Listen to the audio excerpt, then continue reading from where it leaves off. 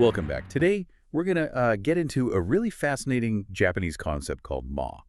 We're looking at sources that explore how this idea, the space between things, is really the foundation for hand healing in practices like Reiki. So let's try and unpack this. It's a great topic because Yeah. Ma is so much more than just, empty space. It's really a dynamic interval. The pause, the gap. Think about the silence between notes in a piece of music or that tiny space between breathing in and breathing out. That's Ma. And the kanji for it, the actual written character, I think that's the key. It shows the sun, Nichi, shining through a gate, or Mon. So it's not about the gate or the sun, but the space the light passes through. Exactly. It's not a void. It's live. It's full of potential. And this connects so well to the Buddhist idea of emptiness, which isn't nothingness, but this open field where anything can happen. So our mission today is to see how working with Ma is really the gateway to sensing those subtle key shifts, what's known as bison. Okay, that makes perfect sense philosophically. But then you get to the practice. You're holding your hands apart, trying to sense this space, and that's where we get tripped up, right? We're so conditioned to do something, to force a result. That is the essential insight. Right. We always try to force it. But Ma is that critical pause where you shift from active effort to just receptive observation. If you're looking for energy, you're just creating mental noise. You're getting in your own way. Yeah. You are. By just acknowledging the field of Ma first, you sort of settle everything down. You're training your mind to witness what's already there. And all that internal chatter, am I doing this right? It just quiets down.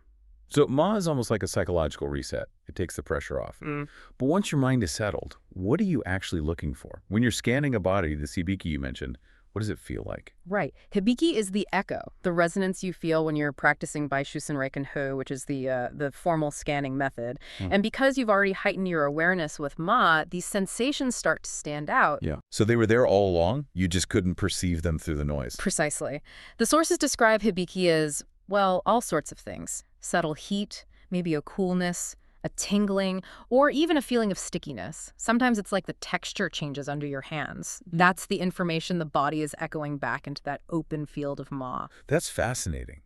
So the initial practice, just sensing the space between your own hands, it isn't just an exercise, it's more like a calibration. It is. It proves to you that this field, this key, is already present. It just cuts through all that self-doubt that every single beginner has. You're not trying to generate energy. You're just learning to become a sensitive receiver. And that builds a kind of internal support system. You remove that fear of not feeling anything. Yes, and that stops you from trying to invent a sensation that isn't there. It allows your hands and your intuition to respond authentically, naturally. You move from just knowing the theory of bison to having a real, repeatable skill.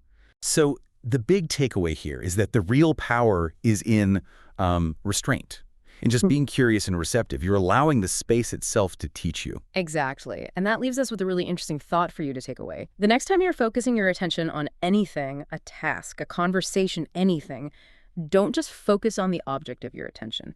Take a moment to just notice the Ma, the space around it. Don't try to find or create anything. Just ask yourself, what does this space feel like? What is it already telling you?